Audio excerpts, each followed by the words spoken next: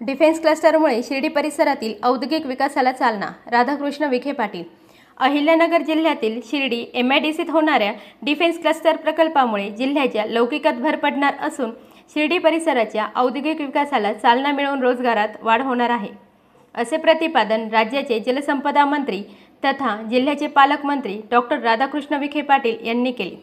सावळविहीर खुर्द येथील शिर्डी औद्योगिक वसाहतमधील defence cluster अंतर्गत Nibe ordnance global limited shell forging कंपनीच्या भूमिपूजन प्रसंगी ते बोलत होते.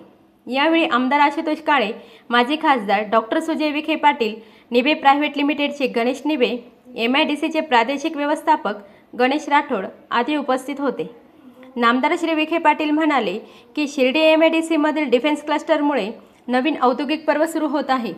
शिर्डी विमानतळावरून नाईट लँडिंग सुविधा सुरू झाली आहे. यामुळे शिर्डीतील औद्योगिक विकासाला चालना मिळणार आहे. MIDCने डिफेन्स क्लस्टरसाठी मोफत जमीन उपलब्ध करून दिली आहे. या ठिकाणी टाटा कंपनीच्या पुढाकाराने 250 कोटींचे प्रशिक्षण केंद्र सुरू करण्यात येणार असून यात उद्योगांना आवश्यक मनुष्यबळाला प्रशिक्षण देण्यात येणार आहे. पशुसंवर्धन विभागाकडील 300 एकर जागा कोपरगाव औद्योगिक वसाहतीसाठी उपलब्ध करून देण्यासाठी शासन प्रयत्नशील आहे, असे नामदार विखे यांनी सांगितले. शिर्डी MIDCमुळे आजूबाजूच्या परिसरातील स्थानिक तरुणांना रोजगार उपलब्ध होणार असल्याचे आमदार काळे यावेळी म्हणाले.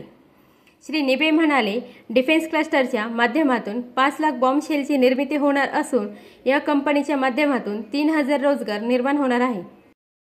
ऑस्कर न्यूजसाठी रेणुका ढमाले सह अथर्व.